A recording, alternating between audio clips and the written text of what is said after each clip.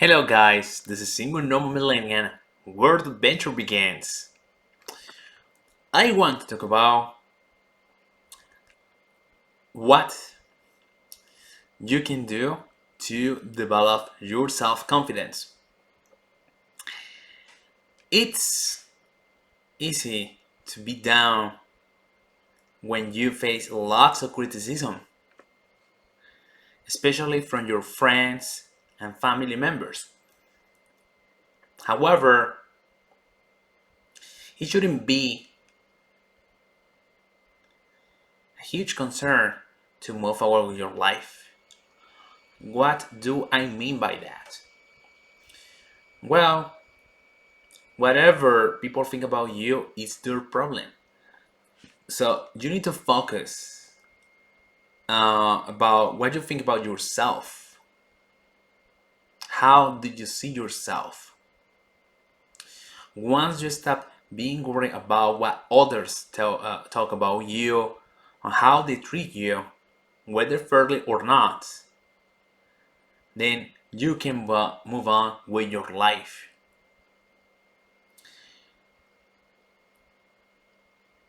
So the first step to develop self-confidence is hanging out with like-minded people.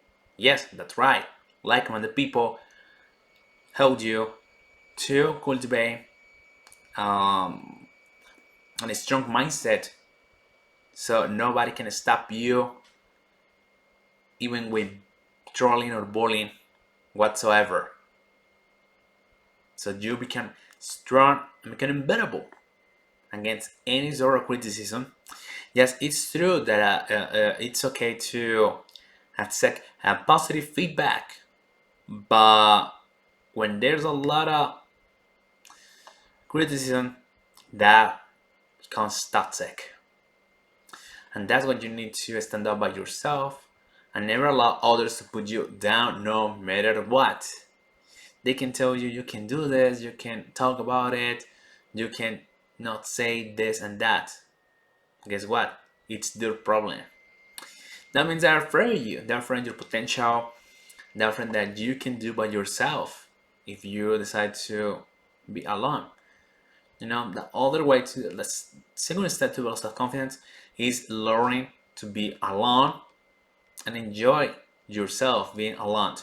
Such contentment to be alone cannot be compared with other kind of joy or happiness, because when you're alone, you learn a lot about yourself and you only take care about yourself without hurting others.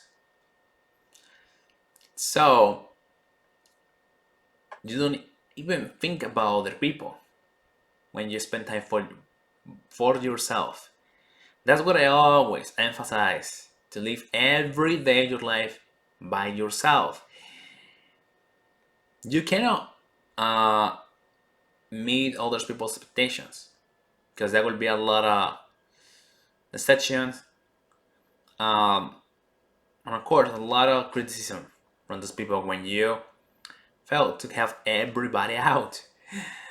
So let those thoughts go and focus on yourself, what you can do rather than what you cannot do. You can change things, you can improve yourself. The little step to develop self-confidence is improving your looks. Yes, you may change your fashion style, you may go to the gym, do workout, build your physique, lose a lot of weight, gain a lot of muscle, or gain a lot of strength in your legs or arms, or in your shoulders or your back, and then you improve your health too as well. Because regardless of what many people say, appearances and size truly matter. They do matter a lot. Um, because how you look, that's your um, presentation card to everyone. So you need to project your self-confidence through having your appearance, staying in good shape, being good looking. It's possible to do that kind of thing. Yes, for some of you may want to do some surgeries so you can improve your breath, or your speaking volume, and even um, improve your workout sessions as well. Many times they need some operation so they can start to do exercise. So that's special surgeries for them. The kind of thing. Also, they can also do surgeries to um, heal one of your injuries, so you can improve your walk, you can run, you can do a lot of intense physical activity as well. So that's an important way to develop self-confidence. Number four, read books about being alone, solitude, self-isolation, stoicism, and any sort of related idea that can compel you to improve yourself, to reach your limits, to fulfill your own expectations, to achieve your potential. Because what it matters is having a high performance level. You need to seek results. So you need to achieve something that is completely measurable. So you can measure your skills, your potential, your limits, and your abilities, and see how far you can reach. That's what I also have mentioned about always comparing with yourself. It's very important, that kind of thing, and also it's a key aspect to develop self-confidence. Um, because when you look at progress, how much progress have you made, then you will see if you move forward or if you're going backwards. And if you were not looking back 10 years ago, back 5 years ago, even 2 years ago, or 1 year ago, then you may start to retake those good habits and to rediscover your purpose in life. Ask yourself what truly motivated you to be in good shape, to look good, to be healthy, and to be positive.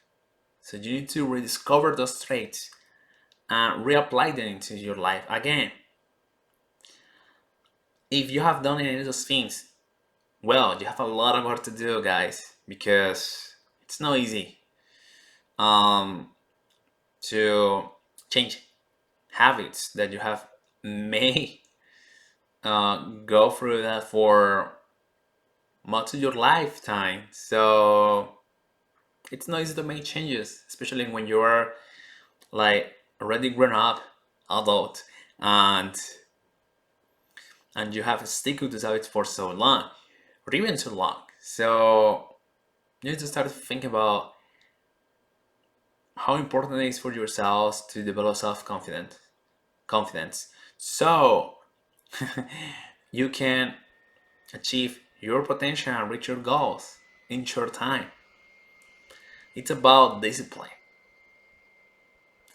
That's what I insist to read books about those topics, even essays and articles about those topics, do research about those topics, get deep into it so you start to embrace and grow a stoic mindset.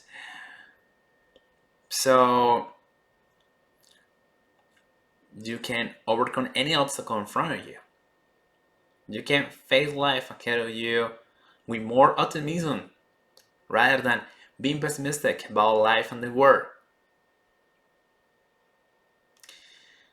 The last one and the most important one is talking to people on a daily basis. Look opportunities to work with people. Seek opportunities to talk to people in daily basis as much as you can, especially if you speak a second or third language. So that's another opportunity to develop self-confidence. When you practice a language, you start to develop self-confidence a lot.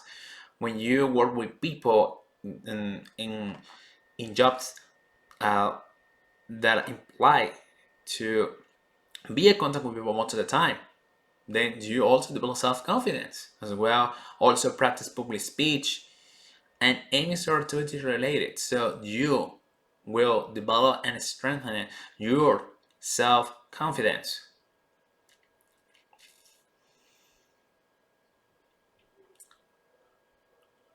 For guys, yes, you need to learn how to talk with everybody. Um, take the initiative, approach everyone why you respect the boundaries as well. If you're in your gym, you may ask anyone about doing some workout session. How did you use pushes, or how did you get this 3 sets, and so forth. So yes, it can be awkward at first, but if they see you like you are not creepy or weirdo, then they will be glad to help you out with your question. Sometimes they go tell you, "Get out here! I don't want to talk to you. Don't interrupt me. Don't bother me." You know, they are rude people. No, people are nice, so yeah, it's uncomfortable. Anybody can look at you, look at you for doing that. But you let's have the intention to have a nice conversation about a common topic. You know, the same thing can be happen in bars. There are people have interesting conversations. You can approach and say, "Hey, there's some nice comment about the topic," or contribute something to the topic, and listen, pay attention what they say. So that's another way to self confidence. Engage in conversation with strangers, listen to them, pay attention what they say, what they do. So you may learn a lot from that kind of thing. So that's how you can develop social communication skills, and therefore you will build self confidence. Also, when you build self confidence, that allows you to get a better job, to get a lot of important people that can be your connections to work for a company, to even ask for an overseas transfer. So just looking at it that way, when you are sociable, you can get any kind of job you want. You can get better deal offers when it comes to renting a place. So you also learn negotiate business and sales skills as well. The most important uh, skill is negotiation skills, because you need to learn how to negotiate, how to get a deal, how to get a contract uh, that favors you. So that shows lots of self-confidence. Of course, it doesn't always happen, but it takes practice to get there. So I am sure that you will develop self-confidence with lots of practice. Going out there, talk to people, talk about any random topic, and turn it into a deep subject. So then you master your communication skills. If you learn how to be gracious and how to be likable to everybody, then you will have a lot of connections and you can work everywhere. You can go to university if that's the case, get a overseas job transfer, and so forth. So there's a lot of benefits to be sociable, especially independent sociable. You know, that's what I was thinking that there isn't such thing as introversion. In fact, uh, extroversion is the only thing out there. If you are extrovert, then you're good with this. If you're, then you may face lots of problems that extrovert people will never face. And I can tell from experience what introversion is about. Believe me, you don't want to be introvert, especially um, these days, because you need to get a better job. You need to uh, meet your needs. So you need people for everything, regardless of what you say. No, I don't need anyone. I can do this by myself. Yes, but you still need people to be around to begin with, because that's how you can get a job. That's how you can go to college. That's how you um, get mentors. That's how you learn how to make money. That's how you learn how to learn some kind of skill. You need to be surrounded about those people. Pretty much, only going to do that. You just go there, practice, talk to them a lot. Um, there isn't another way to do this. Pretty much, just go out there and try. Yes, it's awkward at first, but you need to practice a lot so you can become the introversion. Because introversion limits your possibilities. You get stuck in one job that you may hate a lot, and you don't find ways to get out of it because guess what? You don't have connections. You don't have your opportunities out of your cycle or out of your life. You know, I agree when people say about getting things by their own merits, but you need connections to get certain kind of jobs, to get promoted, to get a salary rise, to get a job transfer, um, to even rent an apartment or a house with a better deal. So, so definitely, it's convenient to be extrovert at this point.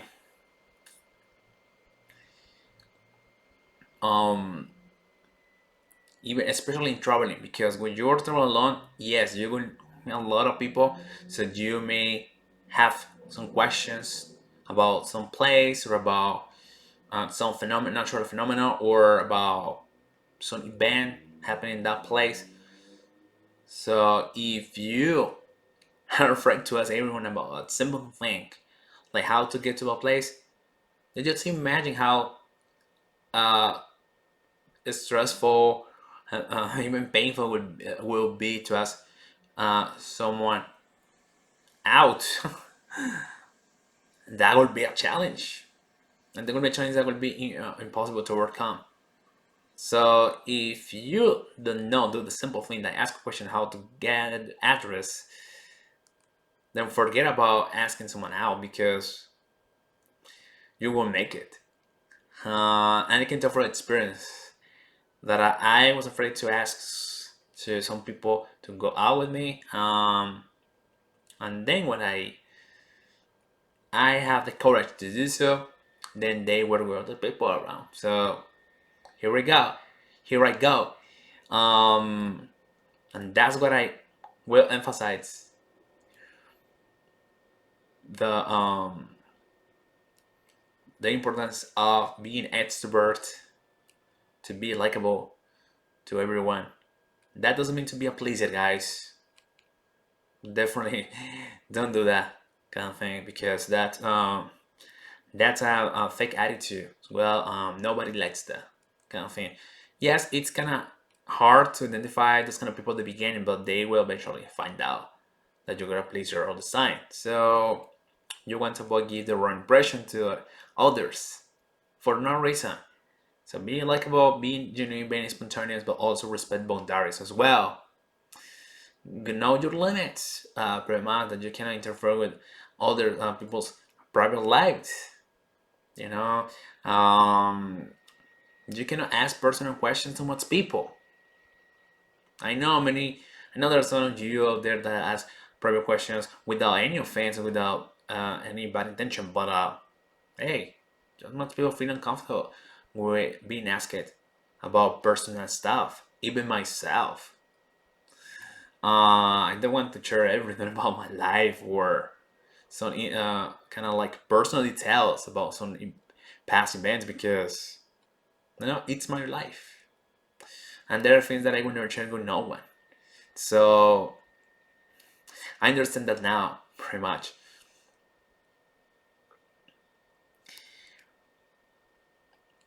And yes, I need to warn you that you need to be careful to be overconfident, because when you are overconfident, that's when arrogance and self entitlement attitude come up. and you want to avoid that because yes, it can uh, be useful to be successful in an industry, to get promoted to different positions to the ladder, but at the end, the downfall will hit you in the hardest way.